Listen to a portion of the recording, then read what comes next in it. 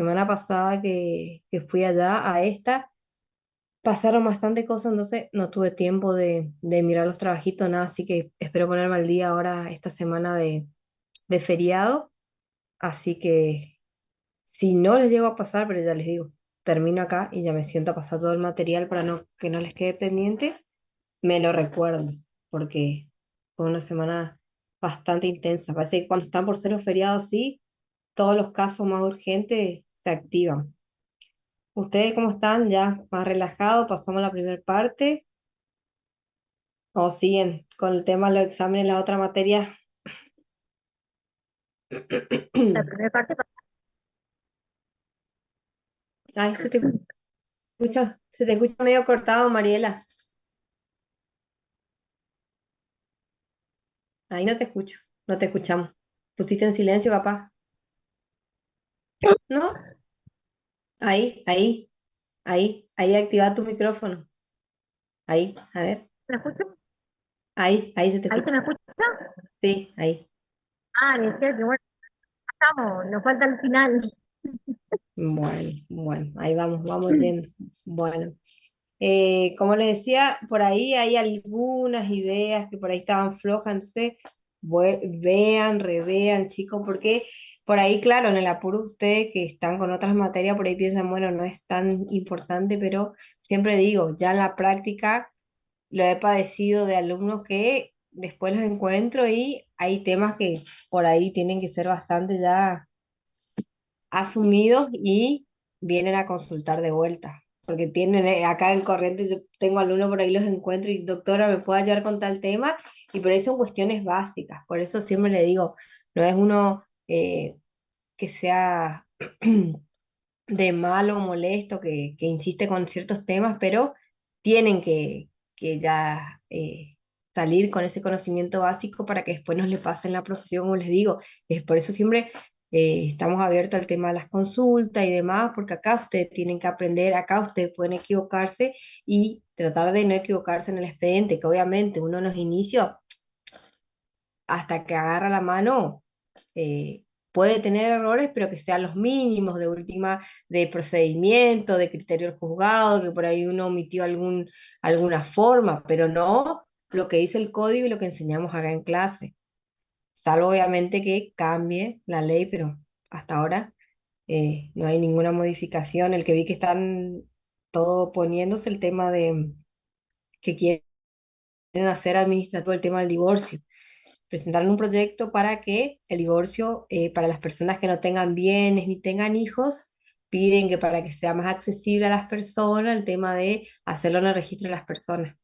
Pero obviamente el colegio de abogados y ciertos sectores se oponen porque dicen que como esa es función de los juzgados de familia, así que ahí hay un tema, pero yo no escuché que tenga mayoría para ser aprobado, pero el proyecto está, así que por eso sí me la importancia de uno saber manejar en las materias donde uno litiga, a ver todos estos movimientos que por ahí se quieren plantear.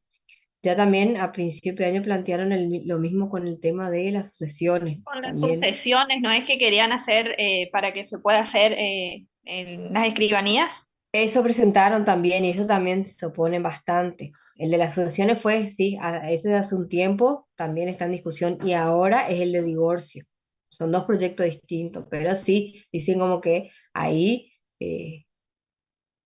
como que siempre preferencia que sea el juzgado el que intervenga y otros piensan que por el tema de la economía y demás del proceso, que si no hay muchas cuestiones, si están de acuerdo, que sean las partes nomás las que acuerden. Así que bueno, ahí vamos a ver qué pasa. Sí, esos dos proyectos están ahí en veremos qué pasa. Pero vieron, hay tantos proyectos también dando vuelta que uno a veces dice, a ver, Y algunos quedan parece que sin hay, tratarse. entre los dos hay mucha diferencia económica. Sí, lo que pasa es que obvio, a veces la gente viste como que desmerece la labor de los profesionales. A ustedes les va a tocar cuando litiguen, cuando vean que uno dice, ay, por un papel, por un expediente iniciado que no hizo tanto, pero bueno, ahí está la diferencia entre la labor de un profesional que sabe y a veces también el tema de, a veces queda mal visto la labor de las defensorías de pobre ausente, que lastimosamente están con tantos casos que no trabajan también como debería. Entonces piensan, bueno, para facilitar las cosas, vamos a sacarle esta función a los colegios de abogados y vamos a hacer así de manera particular, pero bueno, los controles de esos temas hay que ver, viste, que no quede nada en desventaja, porque la intervención de un juez siempre asegura, como vimos en lo que hace a familia, que ninguna de las partes se vea en desventaja. En cambio, si se hace de manera privada, por ahí se dice, no, las partes no tienen nada que reclamarse y capaz sí había algo que reclamarse, por eso. Ahí hay todo un conflicto, pero bueno, Y de vamos a última ver. terminaría igual en sede judicial en ese caso, ¿o no?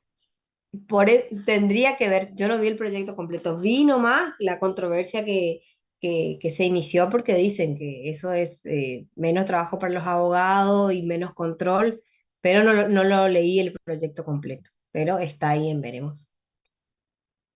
Así que... Ah, justo estaba por preguntar quién era la que decía oyente, pero ahí ya veo tu nombre, Luciana Morón. Pues somos poquito hoy. Bueno, entonces, ¿alguna duda, alguna consulta, algo que quieran preguntar antes de que arranque? Ahora cuando termine la clase tengo que hablar con la doctora Feldman, porque ya eh, está de vuelta por estos lados y me dijo que quería hablar del tema de la planificación y que así que íbamos a ver porque parece que ella retomaría en noviembre, así que parece que me toca a mí viajar ahora a fines de octubre, sería mi último viaje y después ya retoma ella. Así que Profe, de los sí, PowerPoint, esta segunda parte, ujú. ¿nos conviene estudiar de ahí o conviene estudiar del código No, no. directamente? Ustedes siempre del código. Los Power siempre yo aclaro son guías a mí para mi clase, ustedes para ver por ahí qué temas puntuales hablaron, porque saben que no están todos los artículos que mencionamos. A veces mencionamos y a veces yo ni menciono, pero en el programa hay artículos que yo no hablo, pero se tiene que estudiar igual. Por eso la importancia de siempre tener el programa. Pero no, los Power no son para estudiar, son para que ustedes se guíen lo que se dio en clase, pero el Power es siempre comprimido. Ustedes tienen que leer del código. Yo tengo material de derecho sucesorio, tengo varios autores, si quieren les paso en el grupo, porque en la plataforma no puedo subir por el tema de derecho de autor, entonces ya no, o sea, no corresponde, pero bueno, yo sé por el tema de economía y demás de ustedes, eh, a mí me pasaron este material y yo lo tengo en PDF, entonces yo les puedo pasar en el WhatsApp del grupo si les paso, pero en la plataforma no puedo subir. Y ahí ustedes ven qué autor prefieren para estudiar derecho sucesorio, pero al igual que derecho de familia, el código de lenguaje está bastante simplificado, eh, damos toda la unidad en clase, por ahí si algún tema no se ve, hay códigos comentados, pero es bastante accesible. Así que yo les recomiendo siempre para todas las materias código. Si por ahí no entienden algo, el código comentado o algún manual, que siempre hay manuales bastante interesantes para acudir en temas que por ahí son más complejos, pero siempre el código. Acostúmbrense porque en la profesión también va a ser así, porque cuando el tema de los apuntes, que ya me pasó ahora en el último examen que fui a tomar recuperatorio, que ya empezamos mal porque dos, tres alumnos me daban el mismo concepto que estaba mal el concepto que me daban. Entonces yo le dije, ustedes estudiaron del mismo material, sí, me dijo el compañero. Yo le digo, no, está mal. Por eso la importancia de siempre guiarse por código, eh, por autores. Entonces ahí la idea está completa, porque a veces si hace el compañero, omitivo, bueno, dice, vamos a hacer más corto el concepto. Y pone con sus palabras y a veces confunden los sinónimos, o no está completa la idea. Entonces yo siempre busco eso, según el código o según algún autor, pero nada de apuntes porque ahí, ya le digo, los errores se nota cuando repiten, que está mal. Por eso yo le advertí ese día a los compañeros que estaba mal ese apunte que ellos me estaban hablando de cierta unidad, no me acuerdo cuál era ahora, pero me decían el mismo concepto que estaba mal. Así que siempre código es la mejor recomendación que les puedo dar. Gracias, profe. Así que bueno, no de nada. Bueno, entonces, vamos a empezar. Yo, como es, la verdad que vamos a hacer, no es tan extensa la unidad uno, para desarrollar, pero no quiero avanzar ya con la 12 porque el tema por ahí ya empiezan las consultas, como es derecho sucesorio y demás, entonces vamos viendo y bueno, la clase va a ser de una sola unidad, entonces tenemos tiempo bien para ir desarrollando y no se nos amontona todo con 2 unidades que por ahí no llegamos, encima que ya empezamos tarde porque yo por mi rutina se me hacía imposible arrancar a las 1, así que por eso les pido disculpas, pero el horario este del mediodía es bastante complejo y cuando uno tiene otras personitas a cargo, peor, así que bueno, por eso me disculpo, pero yo sí tengo que empezar a las 2. Y bueno, ustedes consulten, para eso estoy, porque derecho sucesorio por ahí hay muchas consultas ahí dando vuelta y así como derecho de familia, cada unidad tiene su tema específico, pero si alguna duda ya surge ahora desde el vamos, no tengo problema en desarrollar para ustedes. Así que ahí pongo compartir pantalla. Ahí otra vez estoy con mi garganta más o menos. Este cambio de clima, ahí llegó la tormenta. Sí, ayer, profe, el viento estaba re fuerte. Eso, impresionante. Acá hacía creo que, no sé, 40 grados a la siesta y por ahí vino un viento, una lluvia y cambió a 20 grados así. Sí, yo ayer le tomé el examen a los de acá de corriente y había personas que estaban re desabridas. Yo le digo, ¿no tienen frío ustedes? Y me dicen, no, yo salí al mediodía, doctora. No imaginé que iba a cambiar así, así que estaban todos desabrigados a la salida, pobre que no se enfermen, pero terrible como cambia. Dice que en Santo Tomé, dice que hizo un bastante O si se enferma, por lo menos desastre que la ya han tormenta. probado, pero Y bueno, eso vamos a ver. Dice, ay, profe, quítenos el estrés quítenos el estrés al aprobar, aprueba. Y le digo, ay, no, ¿y usted quién le saca el estrés cuando leo los exámenes a usted? Porque acá son muchos alumnos, entonces no le puedo tomar oral como usted. Entonces, ay, no, le digo, no me habla así, le digo, porque después yo me estreso más con la respuesta de usted y se reían. Bueno, entonces, ya vimos todo lo que hace a derecho a la familia en la primera parte, vimos todos los derechos que hace a las personas durante los distintos institutos que ellos conforman, vimos el matrimonio, la unión convivencial, la afiliación, las distintas acciones que supone la afiliación, la importancia, el derecho a la identidad, como vimos, que por eso son acciones que no prescriben, que uno, la edad que tenga, puede solicitar una acción de filiación. También vimos la importancia de los cambios, de los principios en lo que hace al instituto de adopción, la importancia de la opinión del que está por ser adoptado, la importancia de que mantenga a su familia cerca, por más que sea adoptado, salvo que sea contrario para su interés superior. También vimos el tema de la responsabilidad parental, que los padres son los principales cuidadores de los hijos y que cuando no están estos padres tenemos ciertos institutos como son la guarda, la tutela y después para finalizar vimos el tema de los principios del proceso de familia, por qué su diferencia, importancia de la celeridad de los tiempos, de la tutela judicial efectiva, que el derecho tiene que llegar a la persona, sobre todo en las cuestiones de persona vulnerable, como vimos que interviene, por eso este proceso tiene excepciones, como la posibilidad de agregar como testigo a los familiares, que son los más cercanos a la problemática que sucede. También tuvimos el conocimiento de la mediación familiar, en qué casos procede, cómo son las pautas para seguir este procedimiento, la confidencialidad del proceso de mediación, los costos también que conlleva para las personas, porque no es un trámite gratuito. Y por último vimos el tema de la violencia familiar, que tiene a estas personas vulnerables, tanto las mujeres, los niños, los adultos mayores, cómo cambió el procedimiento, que ahora no hace falta decir quién es la persona que denuncia, porque lo que se trata es sacar a la víctima de ese entorno para que pueda acceder a la sede policial o judicial a decir realmente si está en una situación de peligro o no. La obligatoriedad de los agentes del Estado, salud pública, educación, de denunciar si conocen alguna causa de de violencia. No sé si vieron, escucharon el caso de esta semana de Curuzú, creo que era. Curuzú, porque había uno de Curuzú y uno de Mercedes. O no, el de Mercedes, creo que era la chica de 20 años, que la madre dijo en los medios que ella fue a hacer la denuncia a la comisaría y en la comisaría le dijeron que era la víctima la que tenía que acercarse. ¿Vieron cómo ahí ya no se cumplió la ley, como yo les comentaba en clase el otro día, que dice que no hace falta que la víctima haga la denuncia, que uno puede hacer y, y los funcionarios policiales tienen que acercarse hasta el lugar a traer a la víctima para ver si es cierta o no la violencia y para hacer los distintos informes, pericia psicológica y demás. Vieron la importancia de saber, porque a esa madre le dijeron, no, usted no puede hacer, y la señora se volvió a su casa, obviamente, pero si uno sabe la ley, conoce, entonces le dice a ese policía, mire, oficial, deme su nombre, entonces yo voy y lo denuncio por no cumplir sus funciones. ¿Ok?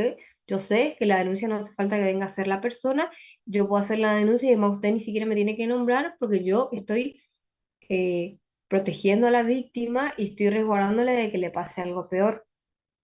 En este caso, la madre había hecho la denuncia y los policías no quisieron tomarle la denuncia y la chica, la pareja, la terminó asesinando.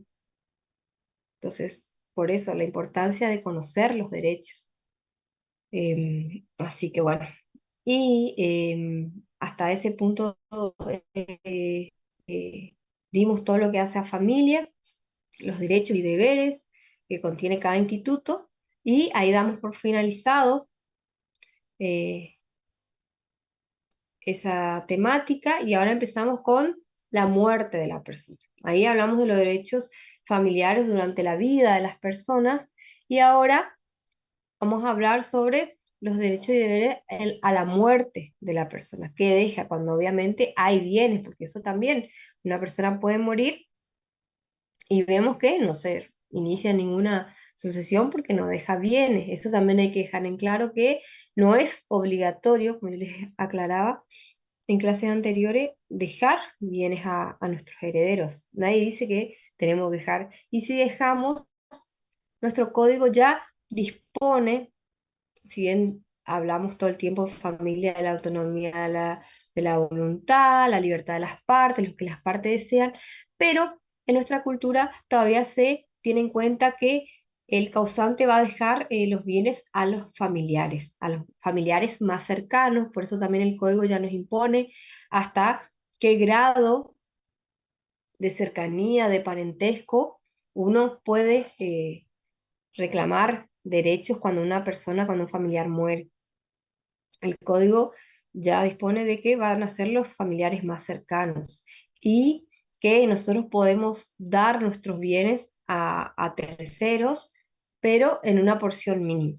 La mayoría de nuestros bienes, si dejamos bienes al momento de nuestra muerte, ya está dispuesta por parte que va a ser la mayoría, el 66%, a nuestros familiares cercanos. Y ese 33% restante podemos dar a un tercero. Así que eso hay que tener en cuenta. Pero, como les decía, en vida uno puede disponer libremente los bienes, no es obligatorio dejar bienes a los hijos.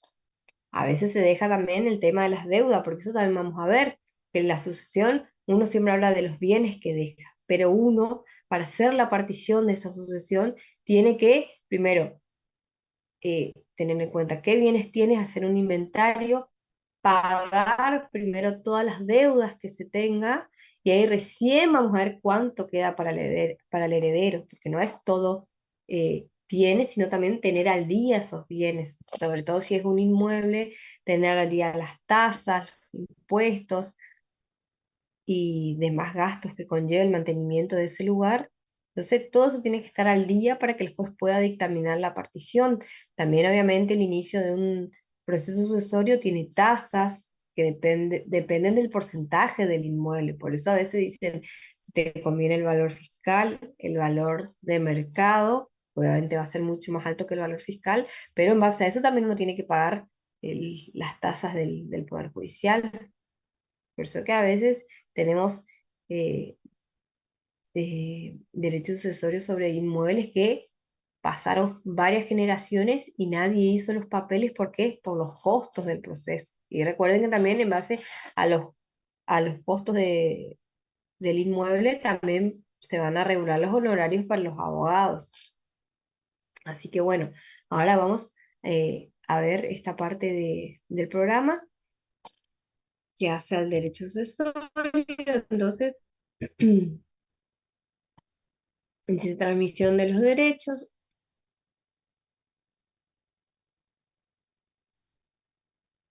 Transmisión de los derechos. No le puedo sacar. Transmisión de los derechos.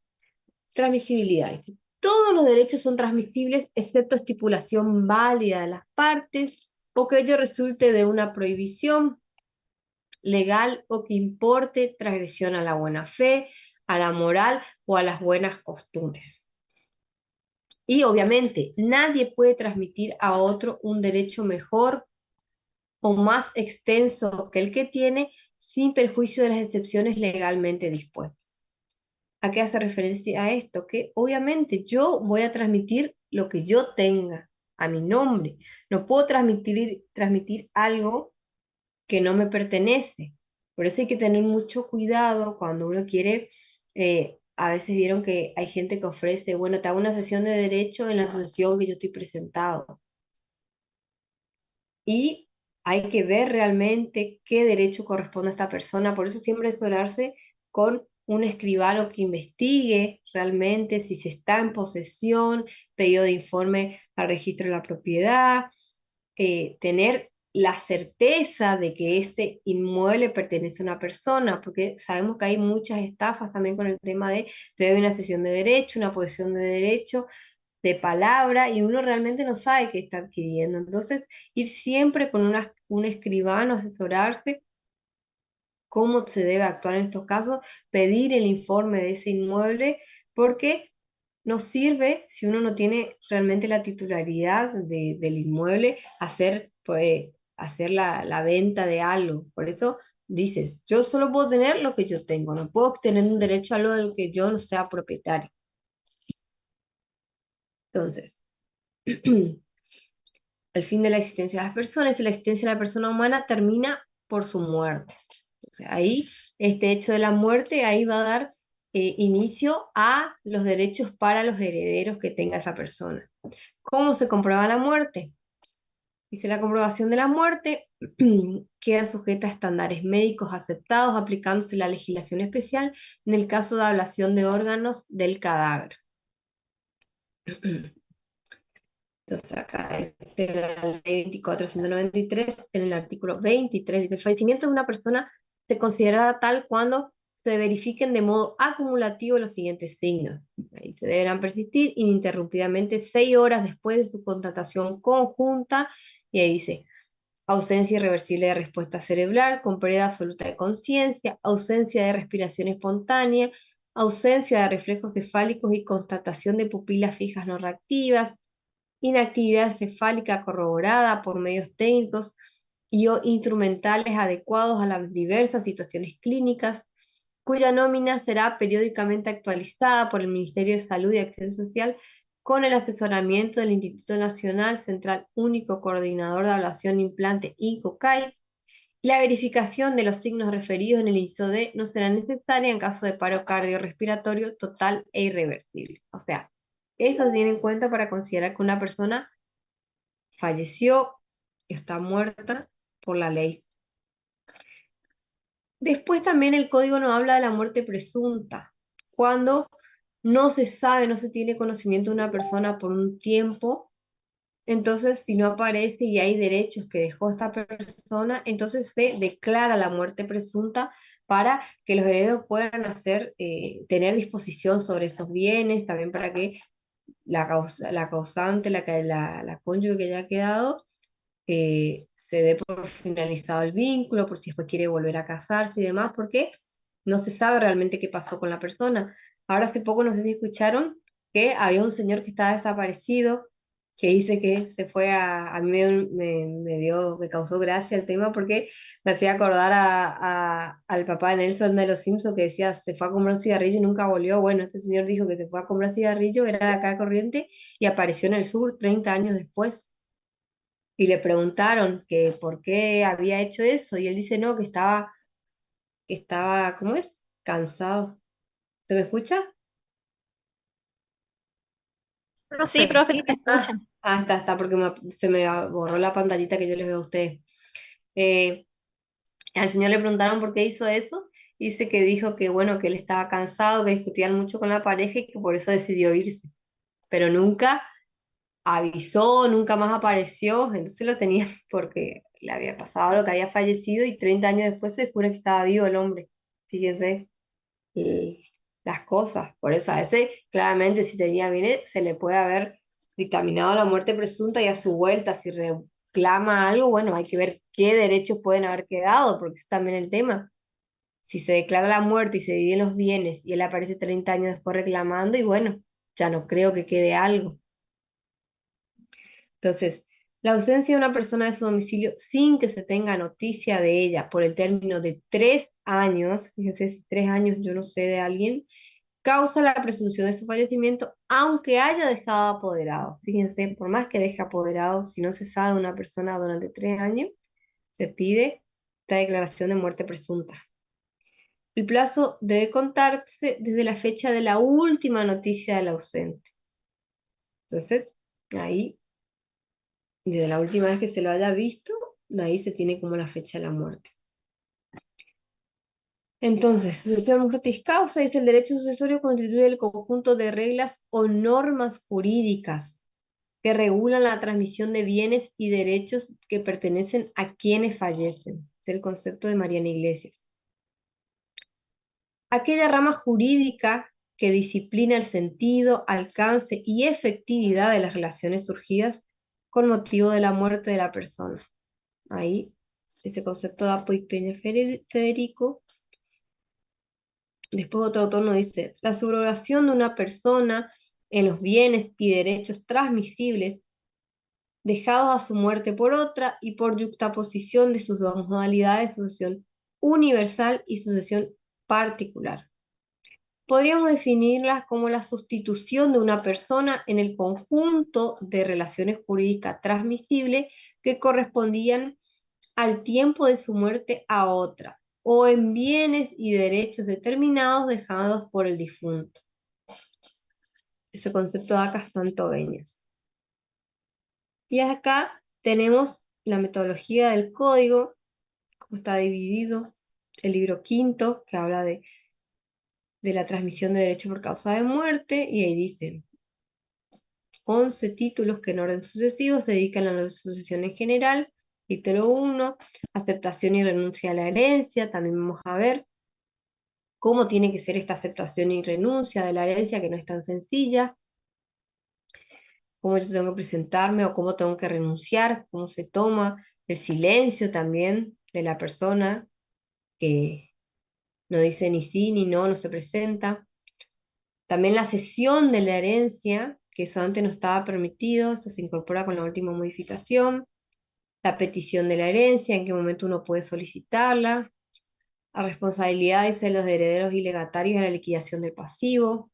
El estado de indivisión, porque vamos a ver que obviamente uno de que inicia el proceso, hay cosas que, sobre todo si hay un único inmueble, que está en un estado de indivisión, vamos a ver quién puede utilizar el inmueble, qué derechos se pueden solicitar en ese momento, y obviamente hasta el momento de la partición, porque el tema de no ponerse de acuerdo es lo que hace que un expediente demore tantos años. Hoy día vamos a ver el tema de que la partición, uno puede pedir una partición privada, que eso antes no se podía, la partición privada de la sucesión, que si todas las partes están de acuerdo y no hay ningún menor, ningún incapaz o ninguna persona ausente y están todos de acuerdo, se puede hacer de manera privada esta partición, entonces obviamente acelera el proceso y se termina en menor tiempo el tema de la sucesión. La sucesión intestada, porque tenemos sucesión testada e intestada, que sabemos la sucesión testada, el testamento, que en nuestra cultura todavía no está tan incorporado la posibilidad de decir, bueno, yo ya en mi testamento dispongo que cada derecho para cada persona, ya cómo quiere dividir, si obviamente tiene varios inmuebles o si hay un solo inmueble, cómo quiere que se deje asignada cada porción a los herederos. También vamos a ver eh, las porciones de los herederos que obviamente no pueden ser dejadas de lado, por más que uno ponga en el testamento, excluya algún hijo, algún heredero, el código en ese sentido es explícito y vamos a ver que los demás herederos tienen acciones para reclamar su parte, para defender su parte, si fueron excedidas. Entonces ahí vamos a ver las distintas acciones que tenemos, la porción legítima, que eso es lo que decía, el código ya dispone la porción legítima de cada heredero y bueno, las sucesiones testamentarias. Acá en Argentina hasta ahora la mayoría de las sucesiones son intestadas, o sea, que uno fallece y hay que abrir el expediente, el juicio sucesorio y el juez dispone cómo hace la partición. Entonces, tenemos las clases, dice, el origen de la sucesión, tenemos, como decía, la sucesión intestada, que es la que se da en su mayoría, cuando la persona no deja testamento, no deja cómo quiere que se repartan los bienes, entonces se tiene que abrir el expediente judicial. Y después tenemos la sucesión testamentaria, que es aquella donde ya el causante dispone cómo quiere que se distribuyan los bienes al momento de su muerte. Vamos a ver el procedimiento después de cómo se realiza este testamento y a partir de cuándo eh, empieza a surtir efectos. Y después tenemos el objeto sobre el que recae, que pueden ser una sucesión universal, que es cuando se da sobre todos los bienes que deja el causante, o una sucesión singular, que menciona solo ciertos bienes y los demás deja que, que sea el juez Que el que se peleen los disponga. herederos. ¿Cómo? Que se peleen los herederos, digo. Y la mayoría de las veces pasa esto, pues, son sucesiones intestadas y bueno, ahí que todos reclaman. Y también ahí empieza la pelea de que, bueno, que no, que él no le cuidó, que tal hijo la abandonó. Ahí vamos a ver qué uno puede plantear también para excluir a los herederos, porque eso pasa. Ahí que no aparecieron en todo el tiempo que la persona estaba enferma, que necesitaba, y bueno, y ahí aparecen hijos. Entonces ahí vamos a ver qué acciones pueden tener los demás herederos para excluir. Vamos a ver quiénes tienen esta vocación sucesoria, porque también no todos tienen la vocación sucesoria. Vamos a ver a quiénes excluye el código. Por eso, tenemos la asociación universal y la singular cuando recae sobre un objeto particular solamente. Objeto. Entonces, el objeto de la relación jurídica obviamente es la herencia que deja el causante. Como les digo siempre, si deja algo, porque ese es el tema, yo no voy a abrir un proceso sucesorio si no tengo nada. Si yo inicio el proceso sucesorio es porque hay algo, existe algún bien. Por eso ya cuando uno presenta el expediente ya suele hacer la denuncia de bienes y si no se hace en la segunda parte después la declaratoria, pero uno ya está sabiendo que hay algo. Y lastimosamente, yo hasta ahora las sucesiones que tuve posibilidad de ver son cuando hay encima un solo inmueble, que se pelean 5 o 6 por ese inmueble y es todo un tema porque obviamente nunca se van a poner de acuerdo 6 sobre una casa. Y encima también hay que aclarar el tema, como les decía, si cada uno tiene un abogado, fíjense los honorarios que va a corresponder para cada abogado. Por eso, la importancia de ponernos de acuerdo, que termine lo más pronto el proceso y bueno, que todos nos llevemos, si no se puede vivir los 5 en una casa y bueno, la parte que no corresponde. Pero tampoco uno no puede estar 100 años peleando por el mismo expediente. O sea, en algún momento hay que ceder. Por eso ustedes, la importancia de aclararle los derechos y deberes de las partes y de que cuánto de ceder en ciertos puntos para que se pueda terminar lo más pronto el proceso. Obviamente con, eh, con los derechos que correspondan, no es ceder a cualquier punto, pero la importancia de que es importante dejar de lado a veces las diferencias, porque también ese es el tema, nuestro código dispone de que, como le decía, la familia, por ser lo más cercano, por el parentesco y demás, pero sabemos que hay familias que, por más que sean pocas personas, no se llevan, no se hablan, el padre tenía mala relación con los hijos con los padres, y bueno, y no se van a poner de acuerdo nunca por ese tema, porque ya hubo un conflicto en vida que no se solucionó y al momento de la muerte esto empeora, como les digo, 5 para una sola casa, encima a veces lo más triste es que los hijos que ya salieron de esa casa, que rehicieron su vida, que ya tienen otro inmueble, son los más apurados en reclamar su derecho,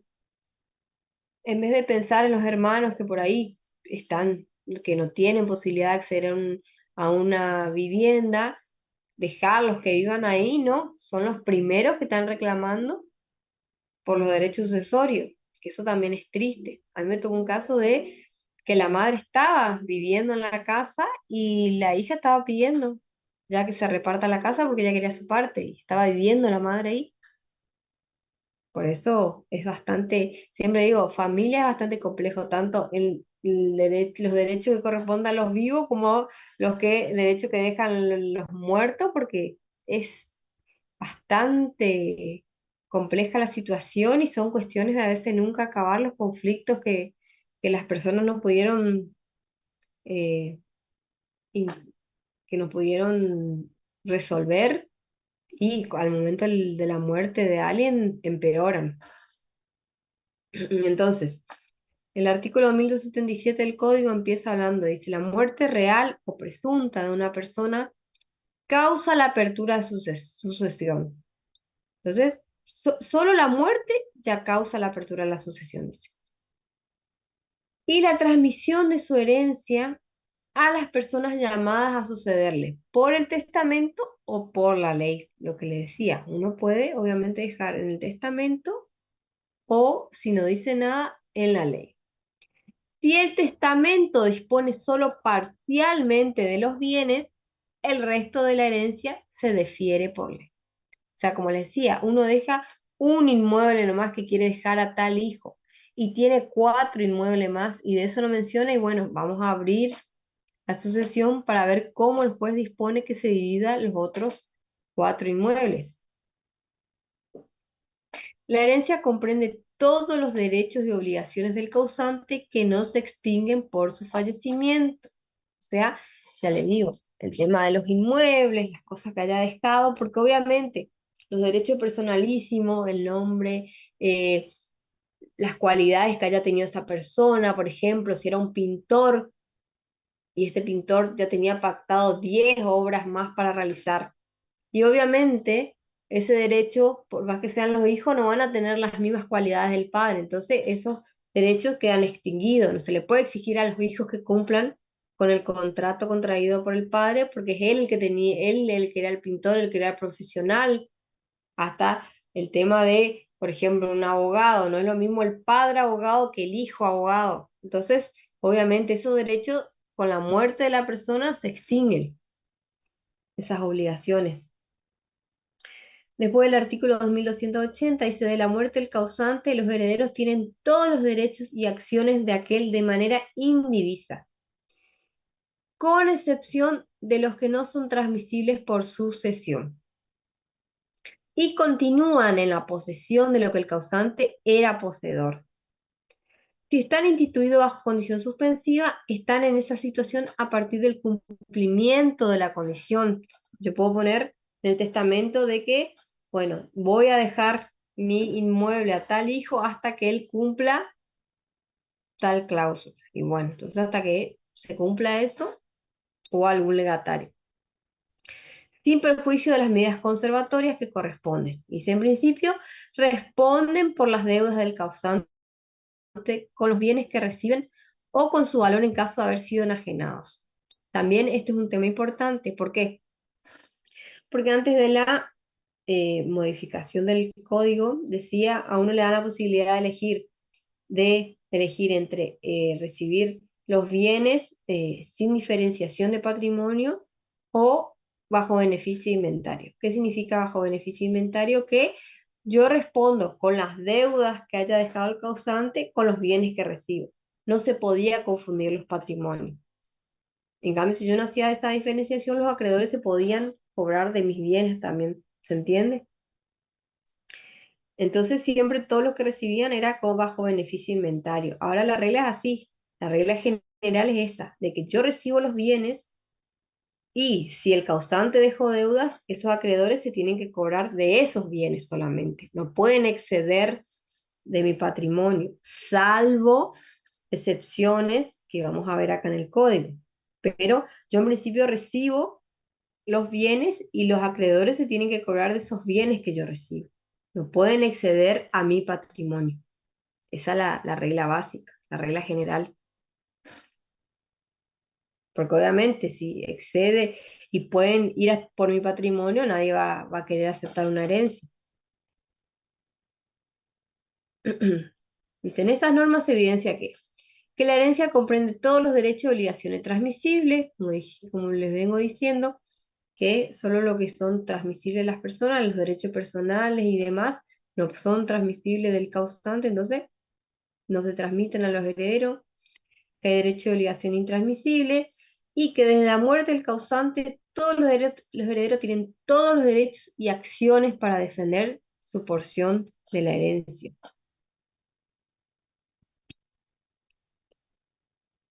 También nos va a mencionar el código el tema del pacto sobre herencia futura, y ahí es la convención por la cual el causante organiza su sucesión de acuerdo con otros interesados o estos, estipulando por sí en vida del causante, transfieren o abdican sus derechos. O sea, es una planificación previa. Pero, ¿qué dice el código?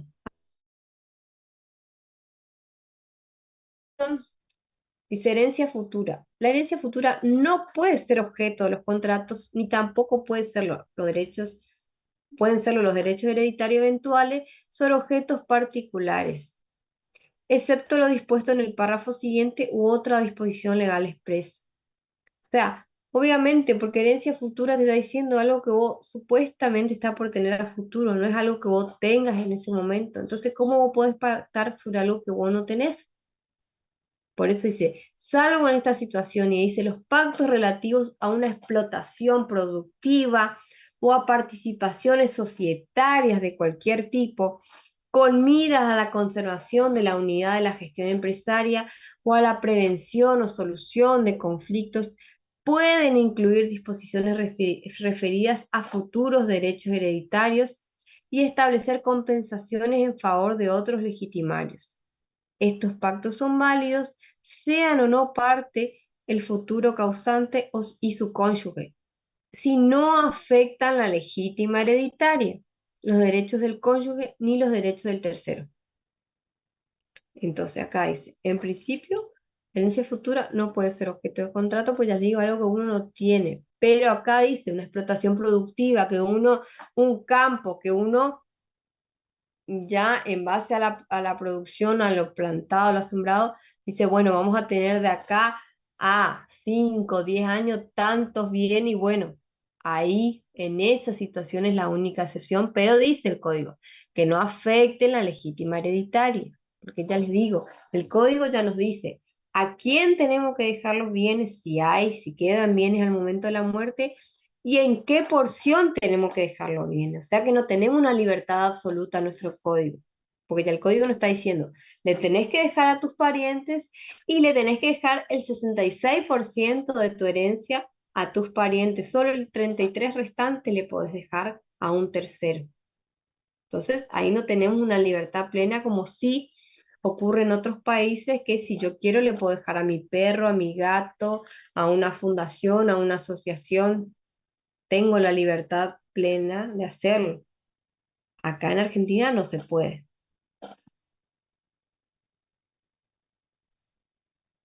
Entonces, las disposiciones generales, ahí tenemos la apertura de la asociación. Y dice, el artículo 2277, entonces la muerte real o presunta de una persona causa la apertura de la asociación y la transmisión de su herencia a las personas llamadas a sucederle por testamento o por ley.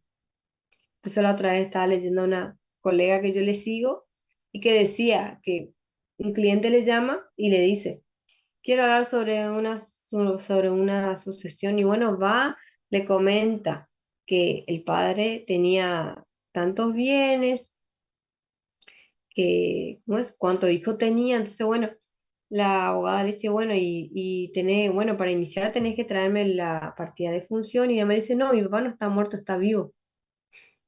O sea, él ya se estaba asesorando ya antes que fallezca el padre de todos los derechos que tenía. Por eso le causó gracia a la colega y publicó en sus redes.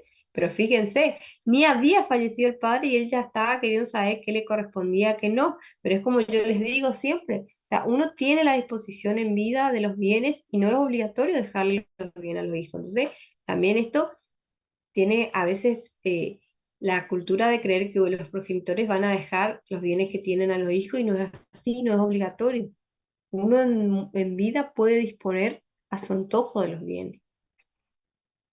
Y sabemos también que hay veces como que el padre le faltan años por vivir y ya están disputando a ver quién va a quedar, quién no va a quedar, y no tiene que ser así, porque eh, yo creo que corresponde que cada uno haga su propio patrimonio sin estar queriendo sacar ventaja de los progenitores. No sé qué piensan ustedes al respecto. Entonces, yo tengo que esperar sí o sí la muerte real o presunta, y ahí dice que obviamente, recuerden, si no hay testamento, por eso cuando uno inicia el expediente sucesorio, lo primero que pide el juzgado es que se corra traslado, ese libro oficio al registro de juicio universal para ver si, y al colegio de escribanos para ver si no hay ya una sucesión con la misma persona y también para ver si la persona no dejó un testamento. Porque eso se busca, porque obviamente el juez no va a empezar a actuar si ya hay testamento, ya uno se evita, porque a veces la persona hace un testamento y los parientes no saben, también pasa. Entonces por eso ya sé, libra oficio para saber si hay un testamento y en caso de que no haya testamento, no haya otro proceso sucesor iniciado, ahí se da lugar a la continuación del trámite de ese expediente. Si el testamento dispone solo parcialmente de los bienes, el resto de la herencia se difiere por ley. La herencia comprende todos los derechos y obligaciones del causante que no se extinguen por su fallecimiento. ¿Quién va a ser competente en estos casos? Obviamente, dice la competencia para entender el juicio sucesorio corresponde al Y juez el del último último, domicilio del claro, causante. el juez del último domicilio del causante, sin perjuicio acá dice de la sección, dice el mismo juez conoce las acciones de petición de herencia, nulidad de testamento, de los demás litigios que tienen lugar con motivo de la administración y liquidación de la herencia, de la ejecución de las disposiciones testamentarias, del mantenimiento de la indivisión, de las operaciones de partición, de la garantía de los lotes entre los copartícipes y de la reforma y nulidad de la partición. Si el causante deja solo un heredero, las acciones personales de los acreedores del causante pueden dirigirse a su opción ante el juez del último domicilio del causante o ante el que corresponde al domicilio del heredero único. Acá por un tema de facilidad, pero en principio siempre es el último domicilio del causante. Acá también a veces hay ciertos, ya hubo casos que pasaron ¿qué pasa? Que a veces no es el último domicilio del causante el domicilio real, por eso hay que acreditar la prueba para que no se declare incompetente el juez donde residía realmente por el último domicilio del causante, porque una vez estaba en una capacitación donde estaban eh, algunos profesores, el profesor Córdoba, que entiende el tema, y decía que hay personas que justo en la última etapa de su vida tienen que viajar, por ejemplo, a ciertos lugares donde hay mejores tratamientos de salud, por ejemplo, viajar a Buenos Aires. Y para que atiendan en ciertos lugares y por tema de facilidad, hacen el cambio de domicilio. Entonces dice, el señor era de Chaco, pero tuvo que cambiar de domicilio para que le atiendan en Buenos Aires. Entonces, al momento de la muerte, el señor tenía domicilio en Chaco, domicilio en Buenos Aires, pero el señor era de Chaco y todos los bienes estaban en Chaco. Entonces, para que el juez no se declare incompetente, tenían que adjuntar toda la prueba de que el señor solamente se fue por un tema de salud, hizo ese cambio de domicilio, pero el último domicilio era de Resistencia Chaco, por, ya le digo, tema de, imagínese un juez de Buenos Aires queriendo dar el tema de los pedidos de informe y demás, y para los herederos que estaban todos en Chaco. Entonces ahí tuvieron que adjuntar, presentar, y ahí se le hizo lugar, obviamente, porque el señor era de Resistencia. Por un tema de salud fue que el último año modifica el domicilio, pero él era una persona que residía permanentemente en Resistencia. Por eso siempre pensar estas situaciones que, como le digo, a medida que uno va litigando, va aprendiendo de que si bien el último domicilio es el causante, pero ya le digo, en esta situación se modificó el domicilio, pero el domicilio real era el de Resistencia y ahí estaban todos los bienes y también para la facilidad del proceso.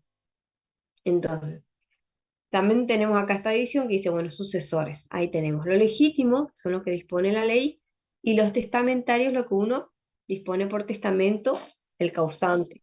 Entonces, lo testamentario tienen que ser sí o sí los herederos testamentarios universal o de cuota, que el universal, vamos a ver que es el que recibe todos los bienes en conjunto, bienes que haya dejado sin distinción, o de cuota, son una parte, y los legatarios también que solo un bien particular en el testamento que deja el causante. En cambio, los que dispone la ley, los que ya la ley nos dice, como decía, los herederos los herederos, sí, los parientes más cercanos, tenemos los legitimarios forzosos, que ahí nos dice son descendiente, ascendiente y cónyuge. ¿Por qué?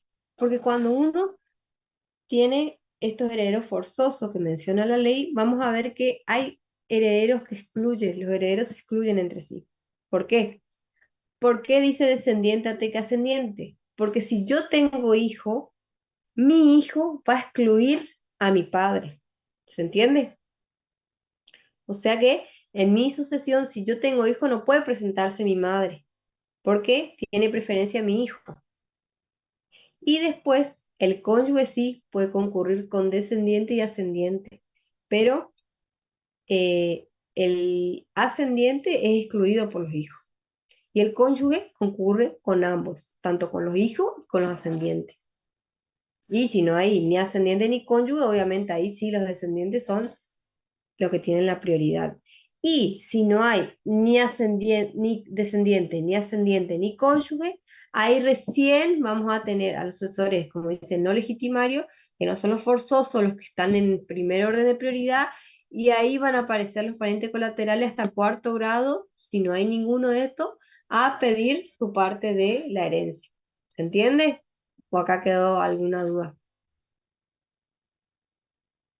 No se entiende, Sí, profe. profe, se entiende. Está perfecto. Entonces, bueno, recuerden siempre, yo soy heredero forzoso, los herederos, los privilegiados son los forzosos. Descendiente, ascendiente y cónyuge. No hay ninguno de esos herederos, ahí recién entran los colaterales de cuarto grado. Los colaterales no pueden presentarse primero porque ellos están excluidos. Así como también ya les digo, sí, los padres del causante quieren presentarse y hay hijos, no, no se puede. Profe, ¿puede explicar ¿Sí? los Profe, legatarios? Sí. Eso no entendí. Sí. Los legatarios son los que reciben solo una parte, un bien particular, por eso es el legado, un bien particular y pueden ser aquellos terceros que, ¿cómo es? Que no son herederos forzosos. Vieron que yo les decía que el código dice que si bien uno puede hacer el testamento, pero vos no podés excluir a tus herederos forzosos. Eso vamos a ver cuando ampliemos esa parte, que, o por ejemplo, yo menciono en mi testamento un solo hijo y tengo 4 hijos. Obviamente los otros tienen, no se puede tener como válida esa sola opción porque hay otros herederos y el código así lo dispone, por eso se habla de heredero forzoso y el código dispone que los hijos sobre todo tienen en la misma porción deben recibir de la herencia.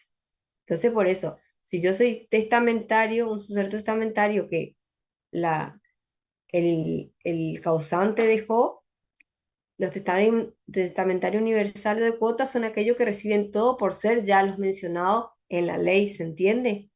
En cambio, el testamentario legatario es aquel que no está mencionado en la ley como heredero forzoso y es aquel que el causante dispone parte de su herencia, pero no es heredero forzoso y que es una parte, como les decía, porque no le puede dar el todo, salvo que no tenga ni heredero forzoso ni pariente colateral de cuarto grado, y ahí sí, en ese caso, yo puedo dejarle, obviamente, eh, mi legado, totalmente mi herencia a un legatario. ¿Por qué? Porque yo no tengo a nadie más a quien dejarle. Y ahí, ¿cómo es? Sí puedo hacer un testamento del 100% dejarle a este tercero, que ese sería el legatario.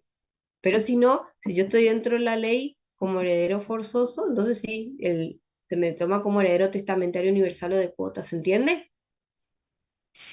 Profe, los descendientes Ajá. y el cónyuge reciben la herencia en la misma proporción. Sí, vamos a ver porque ahí en esa parte tenemos que ver el tema de los bienes propios y el bien ganancial, porque ahí también se hace esa división. Si hay bienes propios y si hay bienes gananciales.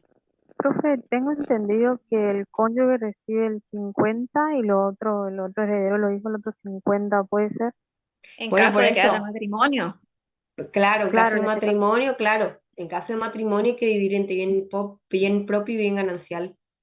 Ese es cuando lleguemos a esa parte de cómo es, de la partición, de la porción legítima y disponible, ahí vamos a ver, ahí yo tengo unos varios grafiquitos para que veamos cómo es cada caso, porque si están casados hay que hacer esta división en bien propio y ganancial. Si no están casados, obviamente, una sola división y si se divide, también eso como decir 50 y 50 es si están casados, si no, el cónyuge entra como un heredero más, porque recuérdense que solo el matrimonio hereda, que ahí también está la diferencia. Unión convivencial no es heredero, por más que hayan estado 20 años juntos. Eso recuerden ¿Pero siempre algo esa le diferenciación. corresponde o no? Y bueno, puede presentarse, como pasó con este caso de la chica, de la que era pareja de ¿O una Maradona. compensación económica, Ella, algo? exactamente, ella se presenta en la sucesión pidiendo una compensación económica. Ella hizo Profe, eso, por eso. Pero obviamente tiene que demostrar, comprobar. Por ejemplo, en el caso de esta chica, ¿cómo es? No sé si puede Rocío Oliva. proceder a esa compensación económica. No, no es Rocío Oliva la otra. No, sí, Rocío Oliva porque la otra es Verónica Ojeda. ¿Por qué? Porque ella dice que dejó de lado su esposa, pero ella, como después de ser pareja de Maradona, ella le contrataron para enseñar fútbol en no sé qué institutos privados, le llamaron para programas de televisión, para ser conductora y demás. Entonces, ahí yo creo que es difícil plantear esto de la compensación económica, porque ¿cuáles son los requisitos de esta compensación económica? Recordemos. Y que, ustedes díganme, que si no tenga medios ustedes... para subsistir Que no se pueda suficiente. subsistir por sus No. propios medios.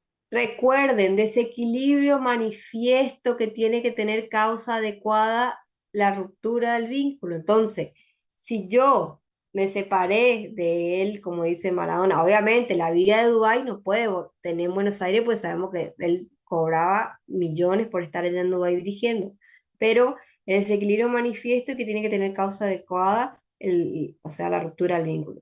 La chica volvió de Dubái y tenía una, ¿cómo es? Una vida que, ya les digo, no era que volvió a su casa y se recluyó, y encima también era una chica joven que gozaba de salud. Entonces, no se puede tener las mismas consideraciones, yo creo, como jueza, a simple vista. No sé qué ella presentó en el expediente, pero a simple vista, analizando eso, y no sé si puede proceder una compensación económica, porque ella, eh, antes de Maradona, sí, creo que no la conocía nadie, pero después por ser pareja, ya les digo, le llamaban de todos lados, le contrataban, y sé que ella cobraba por estar en ese lugar. Entonces, ahí es difícil, yo creo, acreditar este desequilibrio manifiesto, porque también ella no puede pretender tener el mismo nivel de vida del otro, y además, como vemos, ni siquiera era una convivencia por parte, porque vieron que también era como que tenía muchas idas y venidas. Entonces, ahí para ser juez, si, a simple vista yo no lo otorgaría, ya les digo, no sé que ella presentó en el expediente y esa sucesión también tiene para rato, pero recuerden eso, por eso la importancia de siempre asesorarles de que se casen, que no es un papel más, que ahí está la importancia si el causante fallece, porque como ustedes dicen, si tiene hijo, y bueno, obviamente ella es la responsable de los hijos, ella es la que va a administrar los bienes, pero si no tienen hijos, ahí están, ¿cómo es? Fíjense, ascendiente y cónyuge. Pueden aparecer los ascendientes y si la casa está a nombre del hijo y no tienen hijos, vienen las ascendientes. Salvo, vamos a ver, la protección de la vivienda que eh, dispuso el código de 2 años para la conviviente, pero es solamente 2 años para que vos te acomodes y después tenés que buscar otro lugar. Y también recuerden que este privilegio que se le otorga, hay que solicitar en el expediente. No es que de oficio el juez va a decir, no, acá el señor me denuncia que tenía la conviviente, vamos a otorgarle por ley los 2 años de la vivienda. No, los herederos se van a presentar, van a solicitar que se la excluya y es la persona la que tiene que presentarse en el expediente con abogado y decir, yo quiero que se me otorgue los 2 años de vivienda gratuita. Por eso yo siempre le digo, asesorar y decirle que no es solamente un papel, son los derechos y la importancia de que si tienen hijos, ya le digo, bueno, ahí zafa por el tema de los hijos, de que son herederos. Pero si no hay hijos y siempre aparece algún pariente a reclamar, es así. No hay, en ese sentido, no hay respeto. O si no quiere casarse y que le deje el testamento, que le haga la donación a la pareja del bien, entonces fallece y por lo menos la persona tiene esta protección de que no la van a excluir de esa vivienda porque tiene la protección de que se le dejó a nombre de ella. Porque si no, por más que uno tenga 30 años de convivencia, no le corresponde los bienes, es así. Y a veces pasa con las segundas, tercera pareja que uno no tiene hijo porque ya tuvo con la primera, que a mí me llegó un caso así, de una señora que hacía 20 años estaba con el señor y él ya tenía a su mujer, se había separado encima de hecho, no divorciado. Entonces al momento de la muerte se presentaron los hijos y reclamaron su parte y a la señora no le dieron nada. Así que eso siempre recordarle a las En personas. ese caso se podría plantear lo que le pregunté el otro día, lo de la exclusión de la herencia por separación de hecho. Y bueno, eso vamos a ver si que hay, ¿cómo es? Hay esa posibilidad en el código que obviamente, si no hay convivencia, pasaron 10 años y obviamente no corresponde, porque antes pasaba eso. Como la gente no se divorciaba, consideraba, ay, bueno, no importa. Y claro, venía después la esposa en papeles, porque en la realidad estaban separados, y pedía ¿cómo es? La pensión de la persona y los derechos hereditarios. Entonces, eso también no corresponde. Entonces, ahora el código dispuso esta exclusión de que se comprueba que hubo separación de hecho, no le corresponde. No tiene derecho hereditario, por más que no esté Y si hay divorciado. hijos vamos a suponer que se casó Recuerden, hace 20 años con una persona y tuvo uno o dos hijos. Después se separaron, pasaron 15 años, fallece, pero en el medio formó otra pareja, tuvo otros hijos. y Sin bueno, separar, nunca se divorció, digamos. pero Fallece y los primeros hijos resultarían más beneficiados por, los hijos, por no. el tema de la herencia de la madre, No, por la los hijos porción son que le todo corresponde. herederos. No, no hay diferenciación de hijos. Todos los hijos reciben la misma porción hereditaria. Por más que uno sea hijo matrimonial y otro hijo extramatrimonial, no hay diferenciación. Por más que sea hijo adoptivo, no hay diferenciación. El código ya eliminó, suprimió todo tipo de diferenciación entre los hijos. Todos los hijos van a recibir la misma porción de la herencia. Y obviamente, si ya pasó 15 años, por más que no se haya divorciado, con la modificación del código, la primer mujer no recibe nada. La segunda, que no está casada, y bueno, como decir, va a tener que acreditar la unión convivencial y de última pedir una compensación económica, ser acreedora de la sucesión, pero tiene que demostrar los recaudos legales que pide el código, ¿me entendés? Es distinto que si Claro, la parte le deja nombre. pero suponiendo de que, bueno, hay un inmueble, ¿no? Ajá, Y la persona, la persona, el causante de este sucesorio, el ajá, sucesorio X, póngale, ajá, fallece, nunca se divorció de la primer mujer.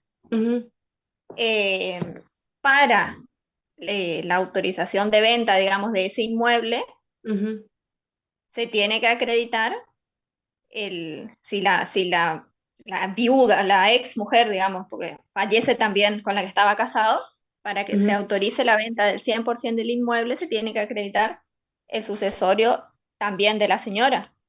Y si no, se autorizaría el 50%. Ahora lo que yo digo es, a los hijos del primer Ujú. matrimonio le corresponde la parte del padre y de la madre.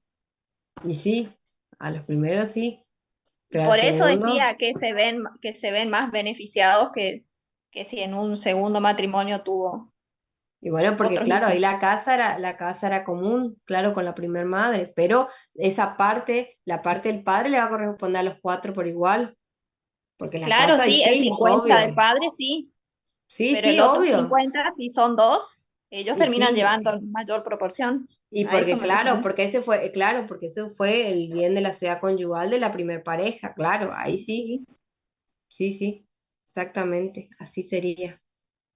Sí, es todo un tema. Y eso, bueno, por lo menos de los padres, porque después tenés ese tema, que vive en una casa y que es del bisabuelo, y hay que hacer todo el antecedente, o si no, también ustedes tienen que saber de que, pero ese es más difícil porque si hay una persona que hace más de 20 años está viviendo en un inmueble y en vez de hacer el sucesorio, conviene hacer la prescripción adquisitiva.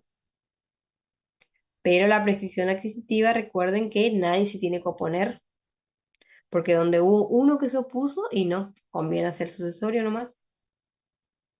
Porque la prescripción adquisitiva ya te está dando a vos la titularidad del inmueble. Vos tenés que demostrar que hace 20 años estás viviendo ahí, que tu título es de buena fe, que vos no tenés título, pero que vos de buena fe viviste ahí, por ejemplo, en este caso, que era de la bisabuela, demostrar todo para que el inmueble se te ponga la titularidad a tu nombre. En cambio, derecho sucesorio, vos tenés que repartirte con todo o hablar con todo lo heredero para ver qué parte te toca, o también podés comprarle tu parte a los demás, pero ahí es a veces más complicado porque no hay el tema del precio y demás. A veces varios quieren vivir en el mismo inmueble y es el problema.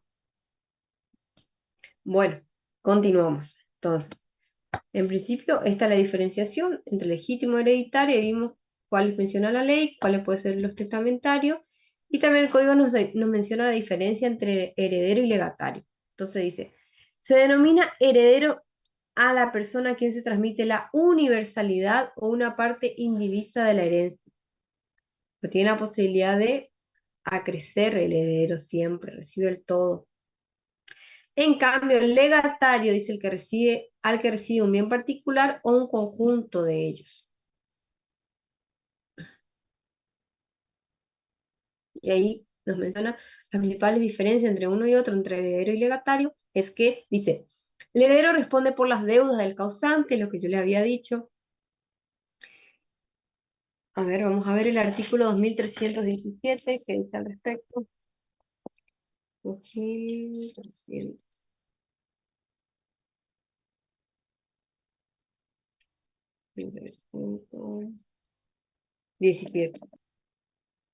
Dice, responsabilidad del heredero.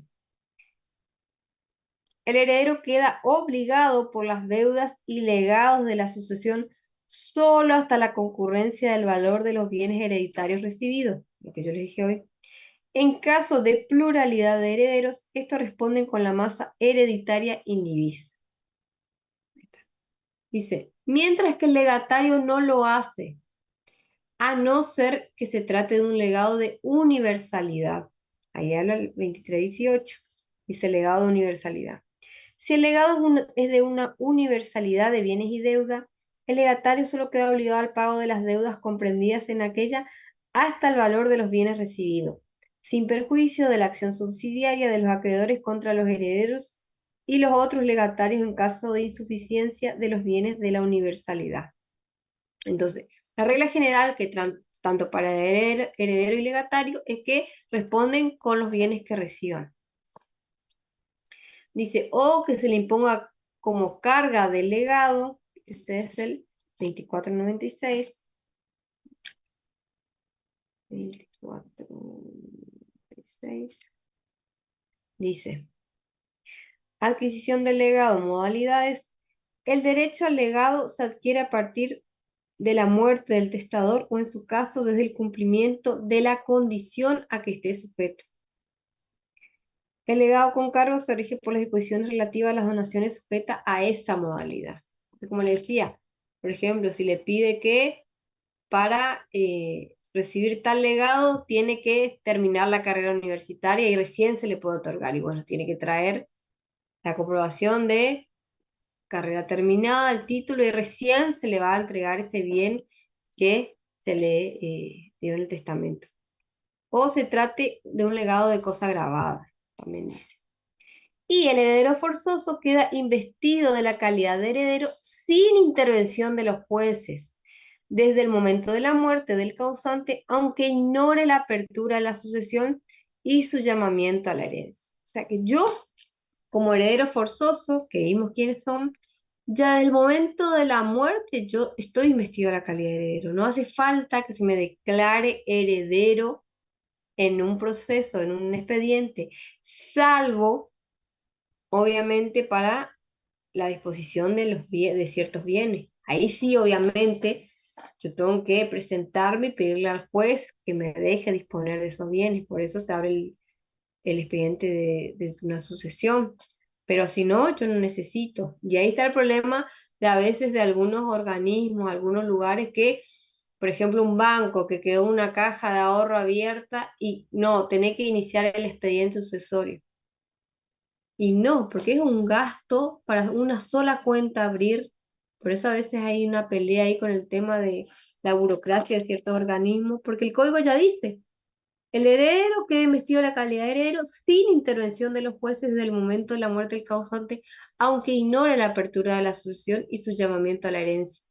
Porque también pasa que a veces inician y no avisan o dan domicilio falso. También vamos a ver las responsabilidades, porque el código habla ahora de la responsabilidad del heredero que inicia la sucesión de denunciar a los demás herederos, pero también está el tema de la denuncia de los demás herederos y que sí, también la para que se publicación de presenten al dictos. proceso. Claro, para que se presenten en la publicación de dictos en los diarios, para que, si también vos, la publicación de dictos sería para los demás herederos y para los acreedores también. Entonces, para que estén atentos. Pero el código impone una obligación a los herederos de decir quiénes más pueden estar interesados en la herencia. Porque obviamente se reparte todo y después se entera alguien que no sabía, por eso impone esta carga. Y dice, y fíjese, el heredero forzoso ahí dice, queda investido sin intervención de los jueces. En cambio, el legatario debe siempre solicitar judicialmente la entrega del legado. O sea que yo sí o sí me voy a tener que presentar y decir, yo soy el beneficiario de tal legado, quiero que se me entregue. Dice, al heredero o al albacea o al administrador, aunque lo tenga en su poder por cualquier título. O sea, aunque yo tenga la cosa, porque ya me lo entregó antes del fallecimiento, al momento que yo sé que se abrió la sucesión, tengo que presentarme y decir, yo soy el titular de tal legado que se me entregue, o bueno, ya tener el título correspondiente eh, para quedarme tranquilo de que no se me va a quitar eso que ya se me otorgó en vida el causante, porque dice, aunque yo tenga a la disposición del mismo, tengo que presentarme a la sucesión. Esa es la diferencia fundamental. Y después también está el tema de la capacidad para suceder. ¿Vieron cuando hablamos de tutela? También dice la posibilidad de aceptar o de renunciar a herencias. También vimos en el responsabilidad parental que dice el tema de la administración de los bienes y se declaró indigno a los padres el tema de que hay que designar un tutor especial para esas situaciones, porque hay que ver si uno está realmente eh, habilitado para administrar esa sucesión, para recibir. Entonces dice, La capacidad para suceder es la aptitud para ser sujeto pasivo de una transmisión mortis causa, que dice, todos tenemos capacidad para suceder, pero solo el que pierde a su ascendiente tiene vocación hereditaria. O sea, que obviamente capacidad para suceder vamos a tener todo, sobre todo todos aquellos que tengamos parientes, pero dice el que pierde a su ascendiente va a tener la vocación hereditaria. A su ascendiente en principio, porque sabemos que a veces hay otra persona, como vimos en el caso recuerdan para aquel que no reconoce al hijo, la sanción, para aquel que no reconoció en vida, dice no tiene posibilidad de heredar, porque si no lo reconoció en vida es como un castigo que se le da, porque en principio obviamente la ley siempre tiene en cuenta de que uno va a suceder al ascendiente, pero hay casos obviamente de tragedia que puede suceder a un hijo antes o a otro pariente. Entonces, tenemos la vocación sucesoria, dice, es el llamamiento de un sucesor a presentarse a una sucesión determinada. Antes de la apertura de la sucesión, este llamado o título a la sucesión constituye una posibilidad que cobra eficacia con la muerte del causante. Y acá de vuelta, la fuente obviamente va a ser la legítima, la vocación sucesoria que ella menciona al código, como le dije, el heredero forzoso que tiene prioridad, después lo colateral hasta cuarto grado, después y la testamentaria, que también ahí son ellos los que tienen que estar primordialmente. Y ahí también vamos a ver las causas de exclusión de esta vocación sucesoria. Y dice, por voluntad del sucesible, dice, el propio heredero puede rechazar la herencia, que sabemos que uno tiene la libertad de aceptar o rechazar la herencia si uno no quiere saber nada, o uno ya está, como le decía, ya tiene sus propios bienes y no quiere saber nada y sabe que un hermano está en desventaja, entonces ya directamente rechaza para dejarle todos los derechos que quedaron a ese hermano, esa hermana, a ese familiar. También por sentencia judicial, cuando el heredero incurre en alguna causal de indignidad declarada en juicio, o sea, yo tengo la vocación sucesoria, yo soy hijo de esa persona, pero vienen los otros herederos y dicen, mire, señor juez, esta persona intentó asesinar a mi padre. Acá tengo la prueba, está la denuncia, está el expediente iniciado y bueno, obviamente el juez verá las pruebas que tenga y ahí también obviamente se puede excluir a este heredero, porque si bien tiene la vocación sucesoria, es el hijo, pero los demás herederos avisan de esta situación de obviamente de atentar contra la vida, entonces obviamente no puede recibir la herencia de quien él quiso matar. Entonces ahí se va a excluir a esa persona de esa herencia. También por disposición legal, dice en los supuestos, y acá está lo que comentaba la compañera, dice, por disposición legal, dice, en los supuestos de separación de hechos sin voluntad de unirse, y en el cese de convivencia del matrimonio por decisión judicial. Entonces acá la ley dispone, amplía, porque antes no estaba mencionado esto y por eso le decía, se presentaban las personas, no estaban divorciados legalmente y decía, yo soy la mujer de tal persona y le correspondía. Entraban como heredera, pero ahora no, si se comprueba la separación de hecho y el cese de la convivencia en matrimonio, se presenta la prueba al juez y el juez va a excluir a esta persona. En el mismo expediente judicial, porque ahí uno presenta y ahí, por eso uno pide la declaratoria de heredero, entonces uno ya en la presentación dice, bueno, se presentan 5 personas. Y en la misma presentación, un hermano se presenta y dice, yo me presento y pido la exclusión de tal heredero por tal y tal, se adjunta prueba, entonces el juez va a tener en cuenta y en la declaratoria de heredero va a decir, son declarados heredero de tal persona, fulano, fulano, menos tal persona por la causa tal. Ahí fundamenta y a esta persona se lo excluye y no es declarado heredero para continuar con el proceso. ¿Se entiende? ¿Venimos bien hasta acá? Sí, profe. Ahí está, perfecto. Sí, profe. Entonces, después, ¿quiénes pueden suceder al causante? Entonces dice, las personas humanas existentes al momento de la muerte, como vemos, todos los herederos forzosos que tenga la persona, porque esos son los que están dispuestos obligatoriamente por ley. las concebidas en ese momento que nazcan con vida, porque puede pasar que la pareja está embarazada y fallece, pero nace en determinado tiempo, obviamente que eso también son herederos forzosos, van a heredar. Las nacidas después de su muerte, mediante técnicas de reproducción humana asistida con los requisitos previstos en el artículo 561. Acá hay todo un tema, ¿por qué? Porque vieron que para las técnicas de reproducción humana, ¿qué era que se necesitaba?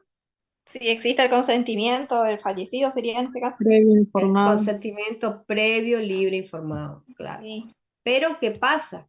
Eso, algunos autores vieron que dice que cada vez que se va a realizar la técnica, se pide el consentimiento. Entonces, bueno, está bien, realizamos la técnica y falleció. Entonces, si bien pueden suceder, pero ahí voy a tener que pedir intervención al juez. ¿Para qué? Para que me acepte otra vez el sometimiento a la técnica y obviamente lo ideal que puede pasar, que eso mencionaban en un curso que hice este año, decía, ya la persona que deje un testamento que diga que autorice al uso, que si a esta persona le llega a pasar algo, que se autorice el uso de su material genético y que él da el consentimiento previo libre informado. Entonces ahí nos evitamos esta problemática. ¿Por qué? Porque vieron que para cada técnica, como dice, cada vez que se va a realizar hay que dar el consentimiento. Entonces, si la persona fallece, ¿cómo el juez sabe si él hubiese querido o no? Entonces, la mejor forma de facilitar es ya dejar un testamento que diga que en caso de que a la persona le pase algo, él autoriza que se siga utilizando su material genético. Porque cuando se realizan estas técnicas, se saca una sola vez varias muestras de la persona para las pruebas de laboratorio que saben que pues, se puede fallar. Entonces, si justo la primera no funcionó y estaban por probar la segunda y la persona fallece, porque eso también hay que hablar de que antes se pensaba que, bueno, la persona fallece después de los 60 años y ahora sabemos que hay personas que, o también por accidente, por cuestiones de salud, de estrés y demás, están falleciendo jóvenes. Entonces ya uno ya tiene que pensar esa posibilidad y, bueno, decir que por lo menos en esta situación no hace falta que el testamento hable respecto a los bienes, pero decir, bueno, yo ya dejo como testamento de que en caso de que si nosotros estamos iniciando las técnicas de reproducción humana asistida, en caso de que a mí me pase algo, yo autorizo que se siga utilizando mi material genético. Entonces el juez ahí le facilita un montón porque ya dejó como disposición de última voluntad que se siga utilizando el material genético. En cambio, si no dejan esto, y el juez va a ver qué pruebas tiene al respecto. Y si está en la duda, va a rechazar y esa persona se va a quedar sin la posibilidad de poder intentar tener un hijo de esa persona que falleció, ¿se entiende? Por eso lo ideal es que ya uno cuando está sometiéndose a estas técnicas, ya dejar asentado de que si le pasa algo, uno deja esta posibilidad. Entonces nos ahorramos muchos problemas y ya les digo, ya hasta obviamente el rechazo, porque ya hubo casos presentados que los jueces rechazan. Así que eso tengan en cuenta.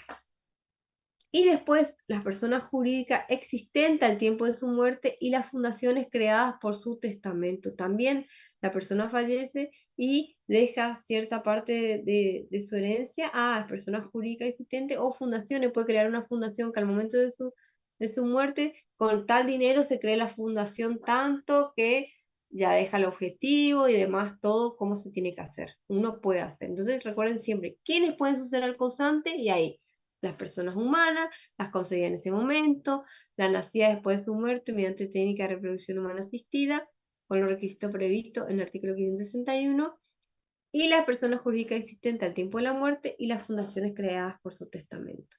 Sobre todo el último inciso, porque siempre ese cuando estamos ahí, ay, eran 4 y ahí se acuerdan de las primeras 3 y la última nunca se acuerdan. Y acá sí ya hablamos del tema de la indignidad, que ya habíamos hablado en familia, habíamos mencionado varias veces el tema de la indignidad, que tiene que ver con una sanción que se hace a la persona porque por haber faltado a este deber de buen hijo, buen pariente, vieron que cuando hablamos del matrimonio o de responsabilidad parental, de los deberes con los hijos hacia los padres, hablamos de los deberes de derecho que uno tiene, de asistir, de prestar alimento, asistencia, de darle lo mejor. Y bueno, como uno tiene ese deber con tanto de padre a hijo y de hijo a padre, cuando estas situaciones no se dan ante casos puntuales, porque no es cualquier situación que diga, ay, bueno, no me llamó por el día de la madre, el día del padre, no, son situaciones puntuales que está taxativamente mencionado por el código, entonces ahí, si los demás herederos consideran de que esa persona no es digno y incurre en alguna de las causales, puede pedir la exclusión de esta persona de la sucesión. Entonces dice, la indignidad constituye un caso de resolución de los derechos sucesorios, es una sanción civil por la que se priva de derechos hereditarios a quien ha ofendido gravemente al causante en vida. O sea, vieron que dice, todos tenemos la capacidad de suceder, pero no todos tenemos la vocación sucesoria. Bueno, cuando está esta vocación sucesoria que fallece mi familiar, yo me presento, pero esta es una forma de exclusión, como les decía, si los demás herederos presentan la prueba fehaciente de que se incurrió en alguna de estas causales, el juez obviamente lo va a excluir. Tiene como objetivo salvaguardar el ambiente sustancial de la ética común, como también atender a la voluntad presunta del causante, porque obviamente no es correcto de que yo le mate y yo recibo los bienes. Hubo ya antecedentes de casos así de que, obviamente, no acá, porque, pero en otros países de que mata al progenitor y obviamente era el único heredero y la justicia decidió que no, por más que sea el único heredero, no corresponde, porque yo, como yo le mato y encima soy el mayor beneficiario, que hay tantos casos que pasa así. ¿Se acuerdan el caso de del muchacho de Buenos Aires que mató a quemarropa a los padres? Y decía que el hombre tenía un nivel de vida que no era acorde a su realidad y le había pedido un departamento prestado, creo, a los padres, y cuando los padres le pidieron que le devuelva el departamento, por eso, para no devolverle el departamento, creo que era, los termina matando. Y a raíz del caso, después se descubre que el hombre este vivía estafando a las personas, porque tenía un cierto nivel de vida, y todos hacían negocio con el señor y había sido que era un estafador, nomás que no hacía nada y que siempre los padres como que le salvaban, pero cuando los padres se plantaron, le dijeron que ya no le iban a dar más nada, que no le iban a ayudar, que querían que le devuelvan las cosas, ahí se enloqueció y le mató. Encima, eh, había otro hermano y él le quería acusar al otro hermano que fue. Pero las cámaras, todas las cámaras, porque vieron que ahora hay cámaras por todos lados, demostraban que él fue ese día a la casa y él salió de la casa del mismo día que fueron los asesinatos. Entonces hay obviamente ahí una causal de indignidad, porque él está comprobado judicialmente que él, si bien todavía no fue creado juicio oral, está preso el hombrecito, pero él es el principal responsable del acusado del femicidio, del femicidio, no, perdón, del asesinato de los padres. Entonces ahí, exclusión de la herencia y recibe todo el demás, el heredero que sigue, que queda. Porque obviamente, ¿cómo él se va a beneficiar de haber matado a los padres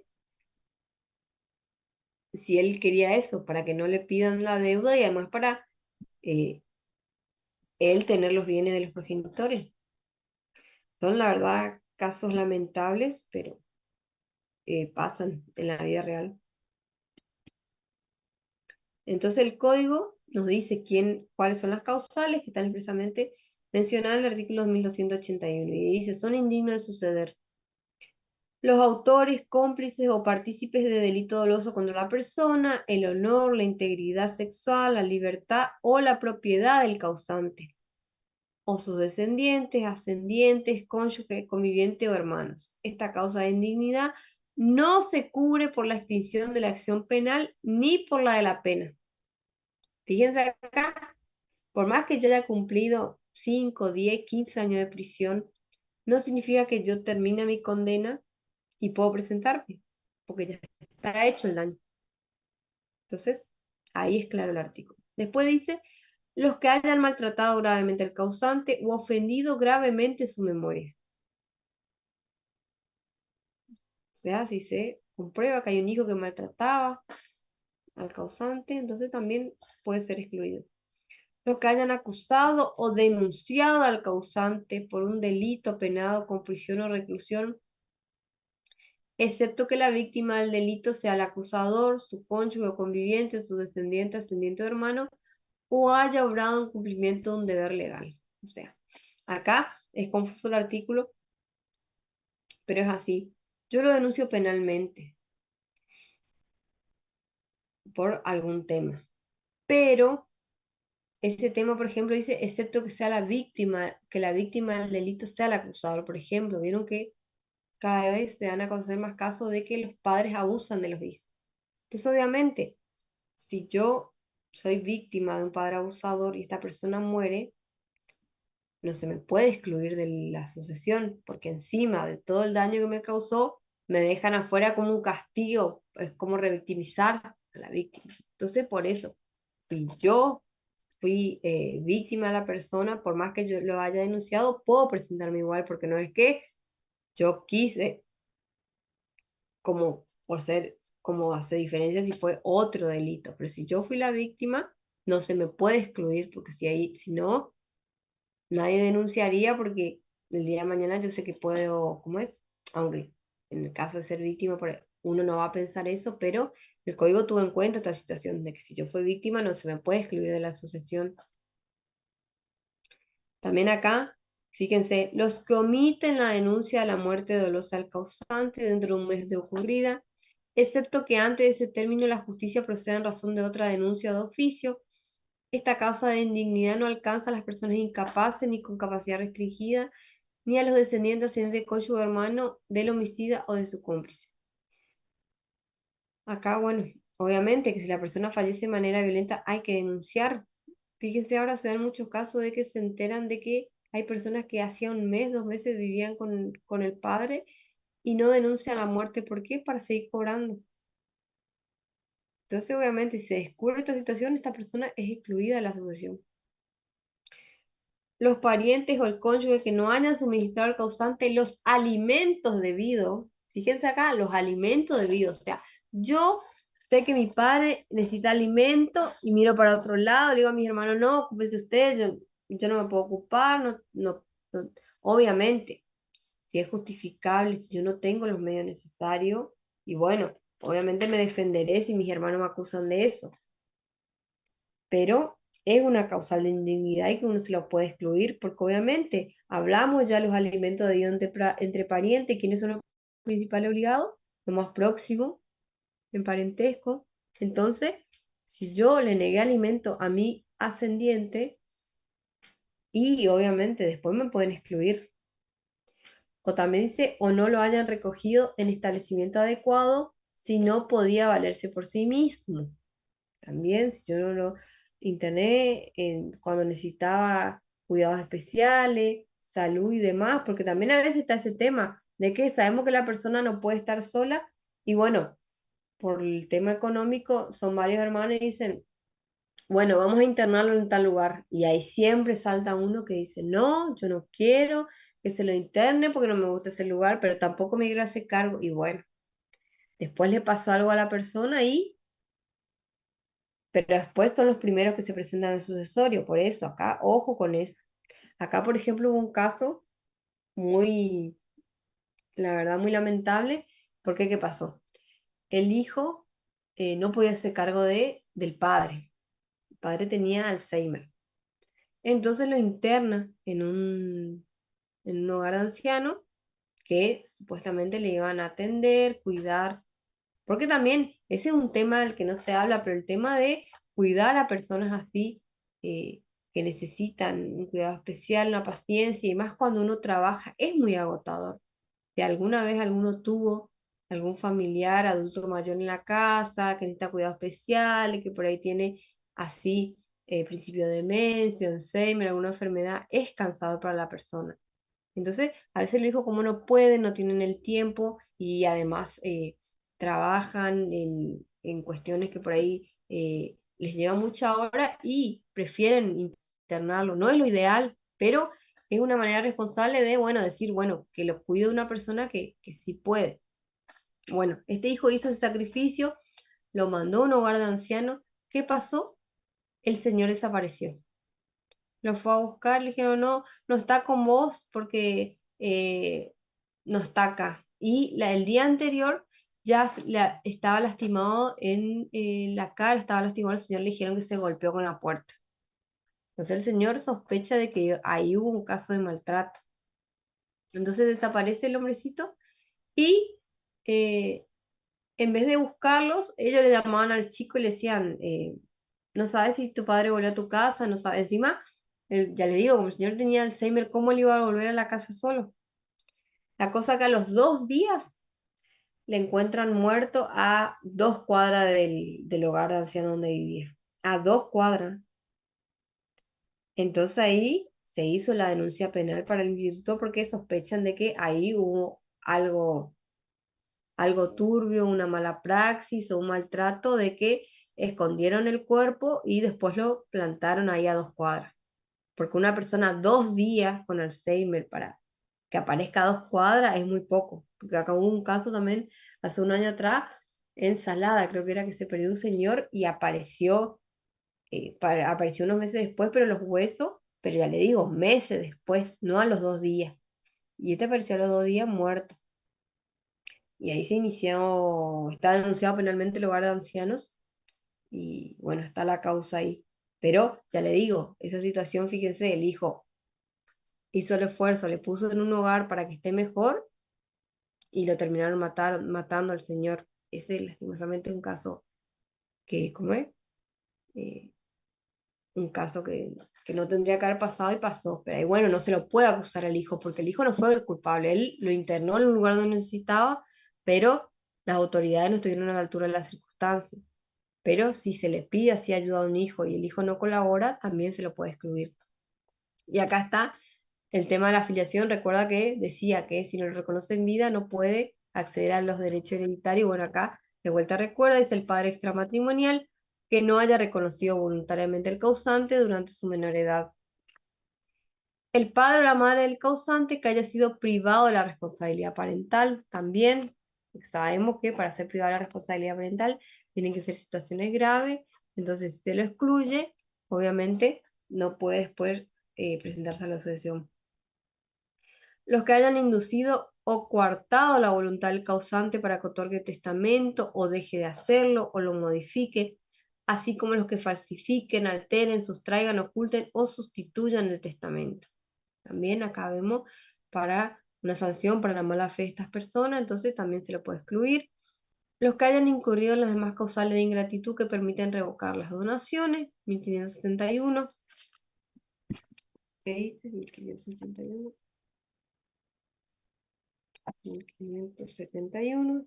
Dice, las donaciones pueden ser revocadas por ingratitud del donatario en los siguientes casos. Si el donatario atenta contra la vida de la persona del donante, su cónyuge o conviviente, sus ascendientes o descendientes, si injuria gravemente a las mismas personas o las afecta en su honor, si las priva injustamente de bienes que integran su patrimonio, si rehúsa alimentos al donante, en todos los supuestos enunciados, basta la prueba de que al donatario le es imputable el hecho lesivo sin necesidad de condena penal. Y ahí dicen todos los supuestos enunciados, hasta la prueba de que al indigno le es imputable el hecho lesivo, sin necesidad de condena penal. Eso recuerden siempre, que no hace falta el tema de la condena, se demuestre, se pruebe que esta situación fue así, entonces se demuestra al juez y ahí el juez el que decide si hace lugar o no a esta situación. También la posibilidad del perdón, menciona el código y dice, el perdón del causante hace cesar la indignidad. Y dice, el testamento en que se beneficia al indigno posterior a los hechos de indignidad comporta el perdón, excepto que se pruebe el desconocimiento de tales hechos por el testador.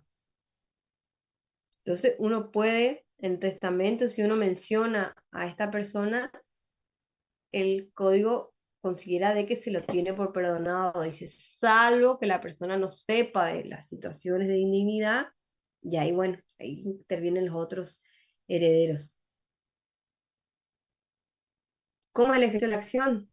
Ahí dice, la exclusión del indigno solo puede ser demandada después de abierta la sucesión, obviamente, a instancia de quien pretende los derechos atribuidos al indigno. O sea, los herederos forzosos, como les decía, son 4 hermanos y bueno, un hermano el que va a reclamar porque obviamente iba a crecer su parte de la herencia. También puedo ponerla como excepción el demandado por reducción, colación o petición de herencia. La acción puede ser dirigida contra los sucesores a título gratuito del indigno y contra sus sucesores particulares a título oneroso de mala fe. Se considera de mala fe a quien conoce la existencia de la causa de indignidad.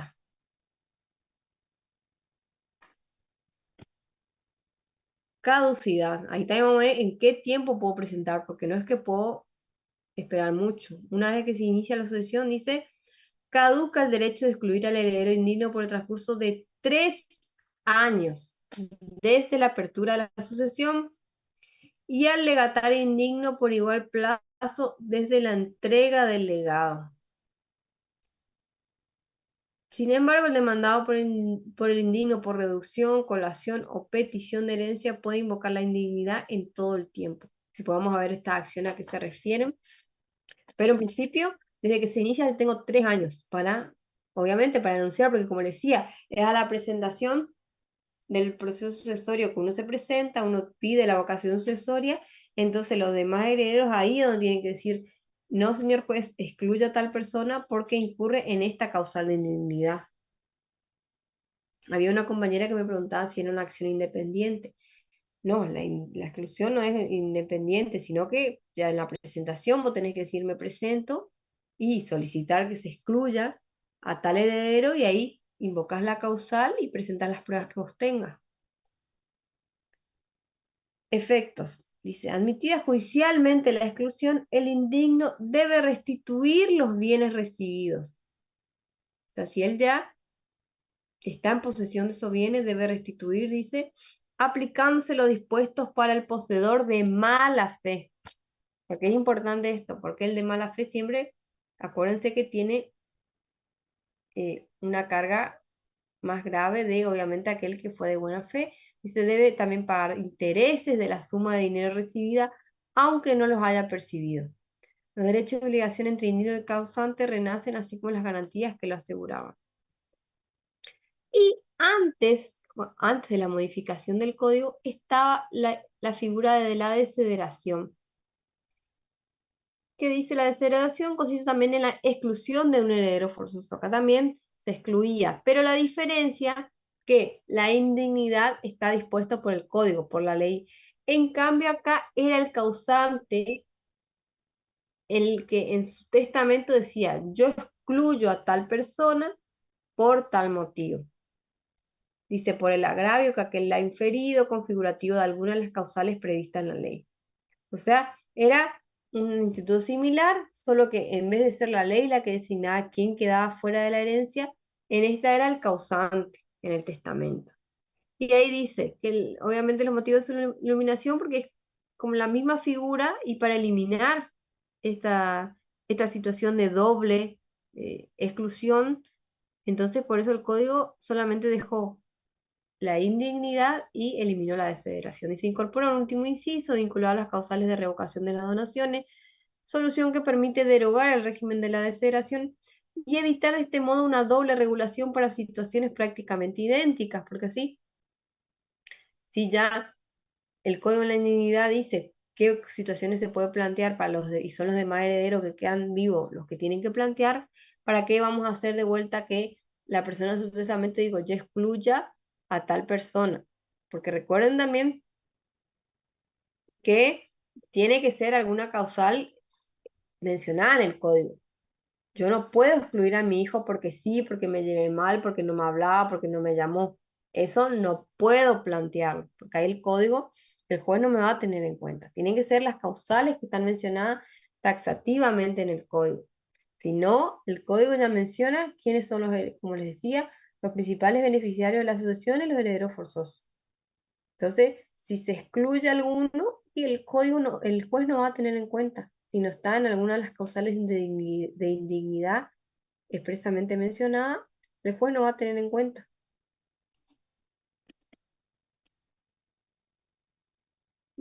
Entonces, hasta acá, entonces estamos con la unidad. ¿Duda, alguna consulta? ¿Estamos bien? Profe, ¿Sí? en caso de amenaza, digamos que los hijos amenacen a los padres, eso, Y sí, Si obviamente, tiene denuncia obviamente. y se presenta la denuncia, como estaba explicando hoy o no. Exactamente, sí, obviamente. Todas las pruebas que ustedes tengan son válidas, porque obviamente si amenaza la vida del padre, ¿cómo no? Y más, ya les digo, estas situaciones de la vivienda, es todo un tema, son 4 o 5 hijos y hay dos que están, ya ni falleció el padre, ya le están hostigando, molestando, y obviamente que es una causal de exclusión, porque vos no podés estar molestando a tu padre en vida, a tu padre, a tu madre, si ya les digo, no es obligatorio dejar bienes a los hijos. Uno en vida puede disponer libremente de sus bienes, no es obligación. Acá en Argentina es como que se ve esa cultura de que ya uno cree que se cree dueño de los bienes que dejan los padres, pero no es así. Uno tiene que hacer su propio patrimonio y no puede estar molestando. Hasta a veces no solo con los bienes, sino vieron que el tema del cobro ahora por cajero y demás, que, ¿cómo es? Los adultos mayores obviamente no saben y los bancos los obligan a que sea así, que no vayan a cobrar por ventanilla. Y los hijos abusan, lastimosamente se abusan, porque como las personas no entienden, van y le cobran y le dicen, no, cobraste esto nomás, y capaz ya le están sacando cierto sueldo, o el tema de las tarjetas. Yo tenía un familiar así que iba y se le desaparecía a una tía mía la tarjeta y después aparecía con un montón de gastos.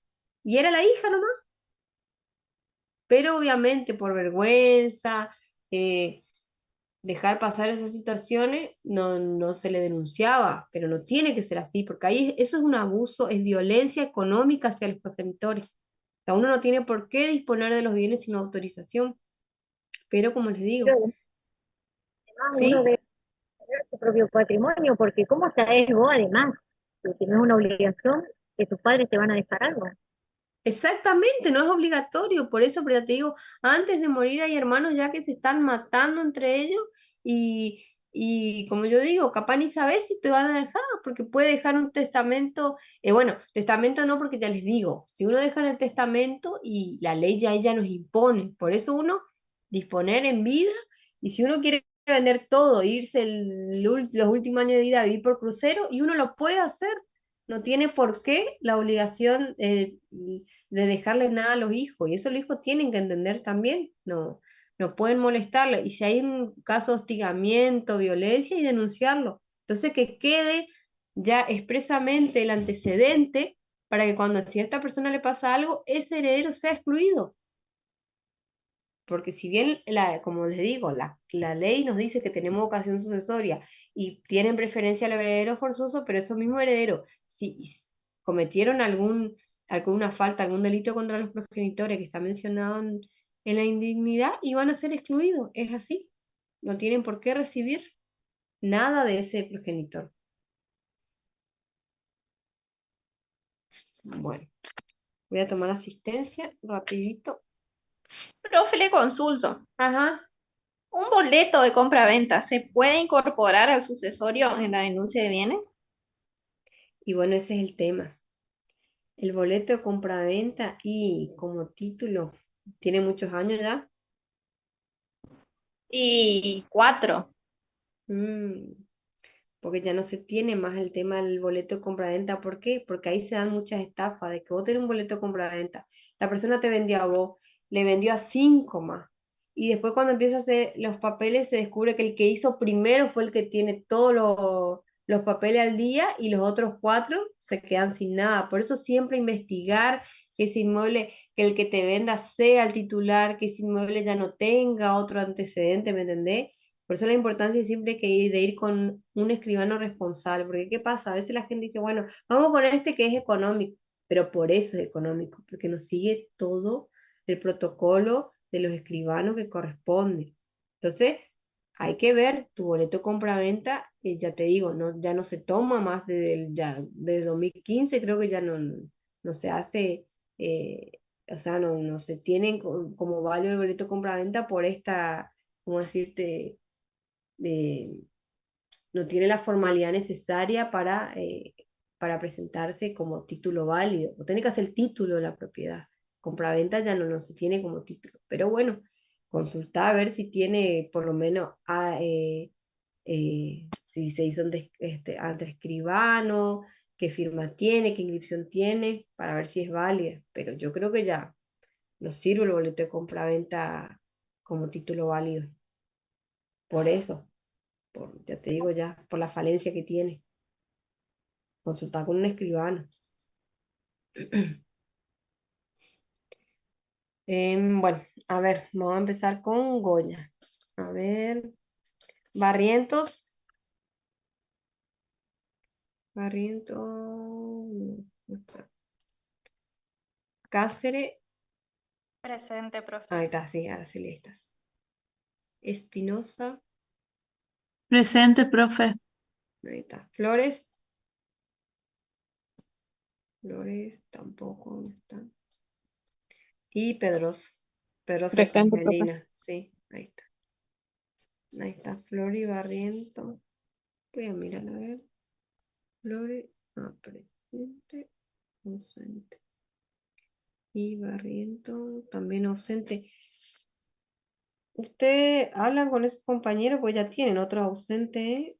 Porque si no, después ese es el tema. Cuando yo tomo el examen, le pregunto, ¿y lo que vimos en clase? Ay, no, profe, no estuve. Y ahí después el tema. Pero si hablan con su compañero, díganle que cómo es, que se tiene en consideración para el tema al final la falta. Porque, ¿cómo es? Eh, Después en el examen se ve la falencia cuando no están en la cursada. Giraldi, no está, ausente. Ormachea, Ormachea creo que vi. Presente, Sí, profe. Mariela sí estaba conectada. Sí, Giraldi Palarán recién habló, doctora. Giraldi, Esther, a ver. está Sí, con ahí le la estoy cámara prendida. viendo.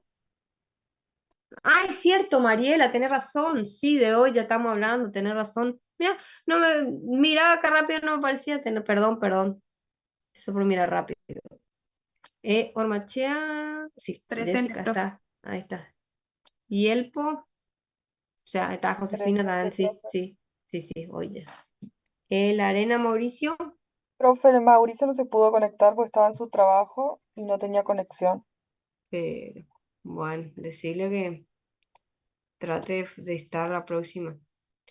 Porque a ver, la arena, sí, la otra vez estaba presente, sí, la otra vez estaba presente. Eh, Longa, ahí está Priscila, Presente, profe. ahí está. Y por último, Silvero. Silvero, ahí está Yo, profe, Longa. presente. Sí, está.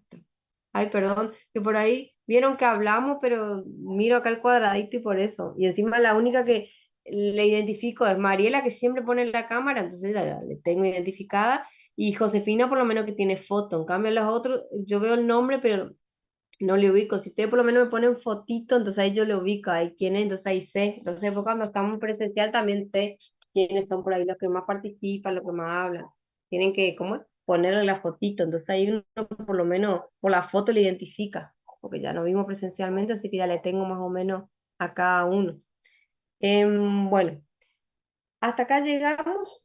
Vamos a hacer, yo ahora termino acá, ya subo a la plataforma, les paso el Power acá al curso, les subo el material, creo que tengo 2 o 3 manuales, les subo el que ustedes quieren descarguen para tener para derecho sucesorio. Y el material de violencia también tengo que pasarle, que les prometí, el Power de violencia, que está bastante completo. Ahí léanlo para los que no fueron a la clase, porque algunos faltaron el tema ese del día que yo estuve en Esquina en Goya. Bájenlo, mírenlo, porque es muy importante, como le decía a sus compañeros que fueron, el tema de manejar el tema del procedimiento de la violencia, saber cómo se lleva a cabo. Sobre todo es el procedimiento de corrientes. Para los que son de La Paz, de otro lado, les digo que se interioricen ahí, en su lugar, cómo es. Entonces después yo les puedo preguntar, me comentan qué dice la ley al respecto y demás.